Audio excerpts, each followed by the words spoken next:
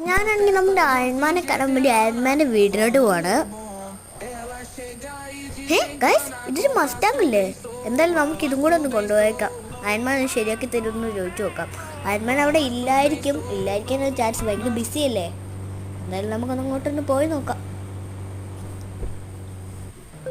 Guys, നമ്മളിങ്ങനെ അയൺമാൻ്റെ വീട്ടിലുണ്ട്. നല്ല രസമല്ലേ കാണാൻ. എന്നാലും നമുക്ക് അയൺമാനെ ഒന്ന് വിളിച്ചു ചോദിക്കണം. അയൺമാൻ ഇവിടെ ഇല്ലായിരിക്കാനാണ് ചാൻസ്.